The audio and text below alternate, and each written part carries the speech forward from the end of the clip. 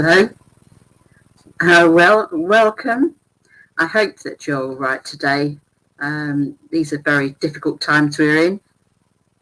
But I thought I'd read you an article that I wrote back in February 2017 for Psychic World. Here's the actual paper itself.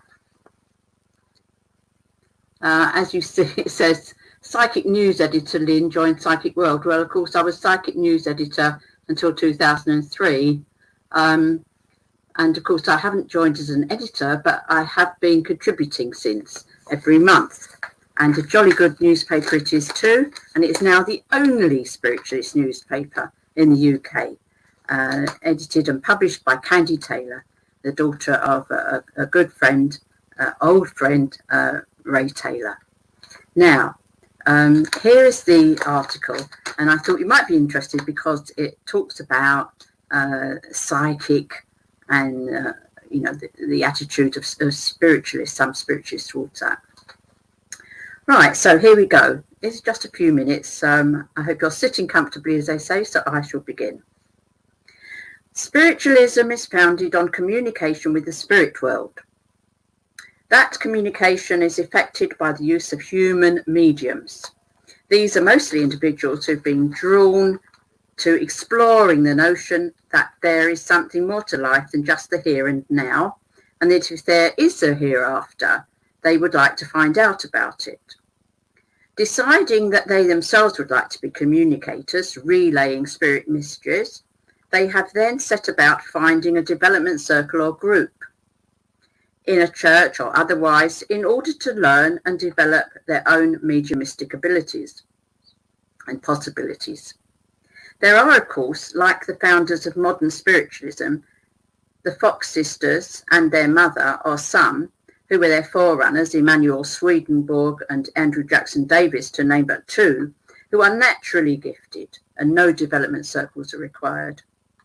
Now, mediumship may be defined as the ability to access discarnate intelligent entities living in the spirit realms and to be able to deliver messages validating their survival after their physical transition we call death, from them to loved ones left here on the earth plane. More, to bring philosophy and teachings from highly evolved spiritual beings from that place of supernal light to Earth's denser, darker atmosphere. It's received knowledge in spiritualist enclaves that the psychic aspect of human consciousness must be developed and honed too to facilitate that quantum leap into actual mediumship. So it's interesting to consider that the term psychic is often applied by people on this side of the veil as a way of condemning the peripheral practices that lead to mediumship, or to denigrate those mediums who may pad out genuine spirit contact by giving information purporting to come from the realms of spirit beyond the earthly sphere, but who are using their extrasensory perceptions to tap into others' personas and surrounding conditions with a seemingly superhuman accuracy, and thus mimicking communication with the spirit world. True, psychic practices usually rely on highly developed gut, aka physically generated responses of the person or psychic possessing them. But psychic in its classic sense is actually derived from the Greek word for the soul, mind or spirit, psyche. We know that mind is of the spirit, the brain, the body. It cannot be a random choice by those august beings in the world of spirit that the two major publications of the 20th century had the word psychic in their title. Psychic News was given its name by Red Cloud, spokesperson for the group that worked with medium Estelle Roberts. And I'm sure that Psychic World was also inspired by that same group in spirit. So here we have the old editor of Psychic News writing in Psychic World. And as a medium, as was the first founding editor of PN, Maurice Barbanel, very happy to be associated with the word psychic. And Ray Taylor, an ardent supporter of all things spiritualist, as well as being an NSNU Trust member for many years, was happy to be founding editor of a newspaper called Psychic World. There are various groupings of spiritualists for whom the word psychic assumes different degrees of anathema. And of course, everyone is entitled to their opinion, as are the governing bodies of spiritualist organisations. It's common knowledge that psychometry was used once by the Spiritualist National Union to choose their secretary, and yet they forbade the use of psychometry on their church platforms, even though it's a tool like cards, ribbons, flowers, sand and stones that piquing the sensitivities leads to a connection with that unseen world beyond, and should ultimately deliver the desired spirit communication. True, my students are encouraged while they are learning to aim for spirit contact without such tools, but those tools have always been a big part of spiritual development circles that I have given, and the group that I created, the New Christian Spiritualist Society, has no such restrictions on any serving mediums. The society was founded precisely in response to the rising tide of the opinions of committees set into rules and regulations and the selling of insurance cover to medium and healer members of many a spiritualist organisation, and to meet the need for those many spiritualists who were also Christians to have somewhere to which they could belong without having to deny their religion. The NCSS has been spreading around the UK and abroad with groups led mostly by ordained ministers, enjoying old-style spiritualist meetings and all completely autonomous. If you want more information, there's a website, www.newchristianspiritualistsociety.com, and a book, The Spiritualist Handbook, available from amazon.co.uk there. So I hope you enjoyed that article from Psychic World. The new one that's out this month also, of course, has an article by himself in it, because I'm now their page 3 girl. And this one is called God Moves in a Mysterious Way, in case you hadn't got the drift of that yet. And that is all about God and his mysterious ways of working. So there we are, you see. That's the article that I thought you might be interested in. Then I further thought that perhaps you might like to have a demonstration of that, you know, putting it into action, really, and and showing you that the psychic abilities are able to pique the communication with that other hidden world. It's 2 different levels, as we know. But I thought that I would give a couple of readings to people if I could only but see any. I'm looking around for comments, and there aren't any that I can see yet. Can't post comments to some destinations. I'm so sorry, I'm not very good at this yet. So I was hoping that people would ask me questions and that I would be able to answer them. And I was going to do some readings for people. So I'm really not certain what I should do now.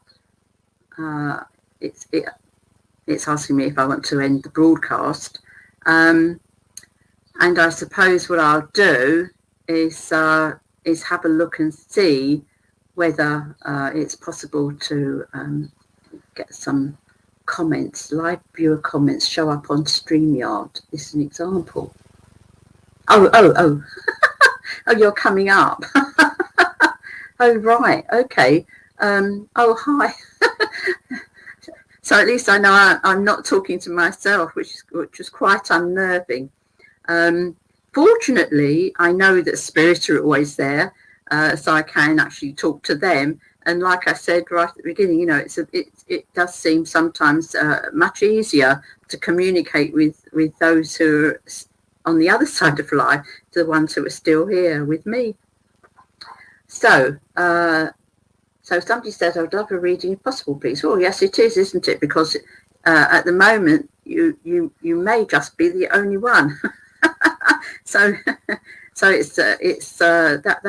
that's meant to be. Obviously, the fact is this: that everybody is always in the right place at the right time when it comes to spirit work.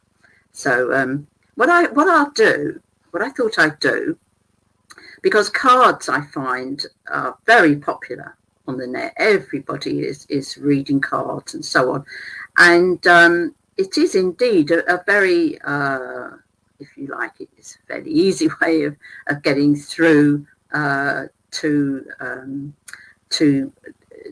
that information that people would like about themselves on that earthly level, psychic level. And of course, it does also involve a juxtaposition with spirit, because if we're working with our guides and helpers in spirit, then of course they are going to come in and say, "Excuse me a minute, but so and so, so and so." So for you, and your name on here is Doodles Chucky. Doodles is quite a cute name, I think. You know, people do doodle. We're very visual people. You notice that if we get a bit fed up with something, we start doodling. We make little symbols to ourselves. Well, here we are. I'm going to doodle a card for you, or a couple of cards, see what happens. Right, so this is for you. What I say, you get a card that's 21. That's always a lucky number, isn't it? 21. The world. And basically it means that you will find some balance in your life soon. If you haven't got it already, it will balance itself out, and you will succeed in what you're aiming for, and you have plans. And I'm sure that this card is actually telling us that you will be able to achieve those plans eventually. So I'll have a look. Oh, you're Julie. Okay, Julie. Well, that's the first card that I got for you. And I will then, if my dogs will keep quiet for a little while, of course. So you don't always need silence for these kinds of things. Having a reading with spirit can sometimes be better if the situation is very quiet and calm, but psychic readings don't really need that. So here we go. Oh, I say, you've got a number 4, and you have, again, it goes with the other card. It will give you some success and some serenity at the moment. So there you go. So it all balances up, doesn't it, for you? So Julie, I hope that that was helpful to you. What I will do also is give you an animal in spirit, and I will give you, I choose a wolf for you, and that gives me to understand that underneath you have quite a wild nature, that you can't really be tamed. You don't like being fenced in. You love the open, you love nature, and you have a heightened intuition. You're very sensitive to how other people feel and how they behave around you. Would you accept that? So, Julie, I hope that you can tell us all, because we're all very nosy about that, whether that is a correct assessment of you. And then I get a spirit individual coming through who gives me a very grandmotherly feeling. It's almost as if she couldn't really express herself towards the end when she was down here. She comes because she was listening to the reading, and actually she was saying that she agreed with it, even if you didn't. There you are. So I'll leave you there with with her love. That's all right. There you are. Now, how was that? Oh, wow. Oh, that's good. There you are. You see, so you were meant to actually be the one. and and Barbara. Oh, how sweet. Oh, how lovely. Oh, that's so sweet. You know, we all remember our first animals, don't we? That's why those, you know, what are they called? Security questions. They always say, and what was the name of your first pet? And it doesn't matter how young you were and how old you get, you will always remember. And so I'm not going to tell you what the name of mine was, because you would all then know my security question. But there you are. So that's lovely to hear about your chihuahua. Should we? Well, I see. My instinct is to try and get her through. But because I'm trying to demonstrate his psychic, I've got to keep down here, and I've got to keep my feet on the floor, and my psychic juice is flowing, so that I can demonstrate what I was talking about. And guess what? The first thing that comes up is a dog. And that is from the dog that's on the cards. And of course, a dog signifies friendship, following, and also the confidant. Your little dog knew a lot about you, because you used to, this isn't psychic, I'm sorry, but I'm hearing from up there that you used to talk to your little dog.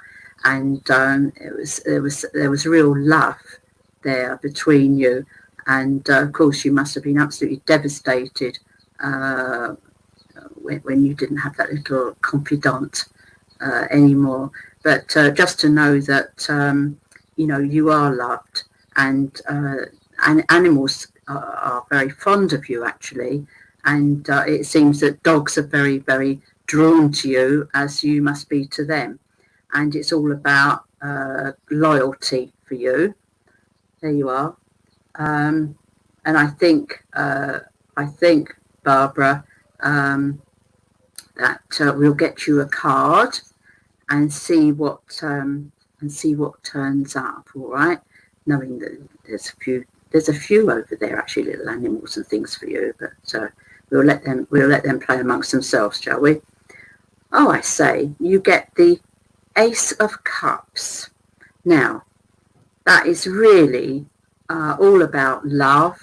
So that ties up, doesn't it, with your animal sending love to you, and other people, of course, on the other side, and well-being. And you know, this is something that, of course, I know it concerns everybody at the moment, but particularly it concerns you. And what I feel is that you're being well taken care of, and you have people down here who really care about you, and about your well-being. And I believe that what it's telling me is that you've had quite a rough time of it, but love is going to conquer all, and you are going to feel a lot better than you have been. So without giving anything away.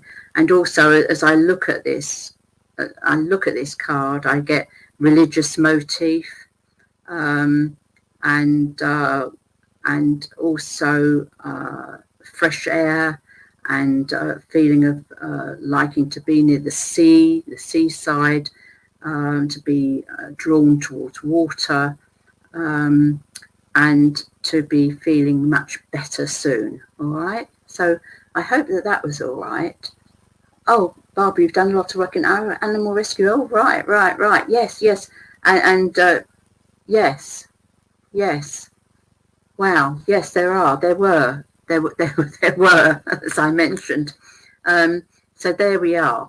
So I think hopefully that has sort of demonstrated how, you know, we can start off on the psychic level, which is that sort of ESP that everybody has. You just develop that and develop it until you actually are able to elevate your consciousness to such a pitch that you are able to communicate with that connect with that communicative frequency, that higher frequency, that faster frequency of spirit, that actually, you know, is where you get all the information from the spirit world.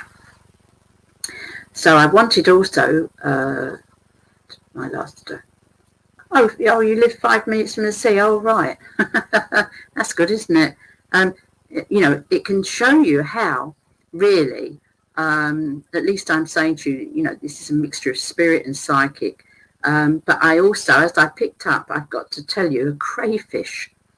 And this is something that is also telling me that your emotions lie very close to the surface. If I was you, I would be a little bit more guarded. You might get taken advantage of a bit. You've probably been taken advantage of. But of course, animals never take advantage of us, only unless it's to get round us, to give them a little bit more food or a treat or so. So there you are. And I also I know you've just said about living by the sea. I think that's you. But anyway, I get rivers with you. And that females are very important to you there. So I hope that was all right. Yeah. Right. So I suppose, looking at how long we've been chatting for, and you know, and there isn't anybody else I think that I can do my worst on. It's just that I wanted to demonstrate. You know, I like to practice what I preach, and to demonstrate anything that I say, because, you know, we all serve the truth. I think it's very important to demonstrate, to be able to demonstrate. You know, words are one thing, but actions are others. Actions are another. And all the words in the world don't make up for good actions, or actions that prove your words. So I hope that you've had some proof there, and I look forward to speaking with you again. And if some more people would like messages and stuff to ask, really, because I didn't really think about it being a sort of big message thing, but I know that people do need messages from loved ones, and they do need readings for themselves at difficult times, and this is sure a difficult time for everybody. So I hope that you've enjoyed the time with me, as I've enjoyed chatting with you, and I hope that you weren't too bored by my reading of that article, and I will speak to you again soon. Maybe I will perhaps do just a few readings, and we seem to get more people that want to have messages and communications and listen to philosophy or other long-winded writings. But okay, if you want to hear any more, as you know, I have this website, and I'm on Facebook, of course. So God bless you, keep you safe until we speak again. Goodbye for now. Goodbye.